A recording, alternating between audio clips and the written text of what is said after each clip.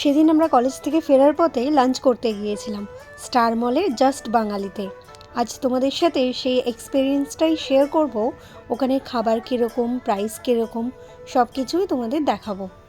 এই যে চলে এসেছি আমরা স্টার মলে, আর এই টপ ফ্লোরেই আছে জাস্ট বাঙালি রেস্টুরেন্টটি। এই ফুড কোর্টে রয়েছে আরও বিভিন্ন ধরনের রেস্টুরেন্ট। এই যে আমরা পৌঁছে গেছি। এই রেস্টুরেন্টের অ্যাম্বিয়েন্সটা বাইরে থেকে এইরকম লাগছে। এটা কিছুটা ওই বাঙালির রাজবাড়ির মতো, আগেকার দিনে যেরকম হতো সেই রকম টাইপের। এখানে দু রকমের আনলিমিটেড বাফেট পাওয়া যায়।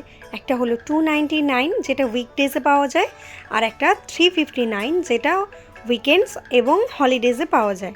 আমরা গিয়েছিলাম সানডে, তাই আমরা পেয়েছিলাম 359-এর আনলিমিটেড অফারটা। এইগুলো ছিল ওদের রিয়াকশনস স্টার্টারগুলো খাওয়ার পর। আচ্ছা, স্টার্টারে ছিল এক রকম ভেজ আর 3 রকম নন ভেজ। এটা ছিল আলু, আর বাকি 3টেতে ছিল চিকেন। স্টার্টারগুলো বেশ ভালো খেতে।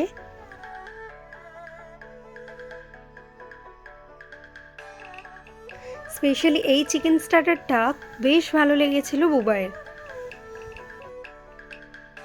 মকটেলে অফার দিয়েছিল buy one get one free. আমরা নিয়েছিলাম virgin mojito and strawberry floats. এবার আসি মেন কোর্সে।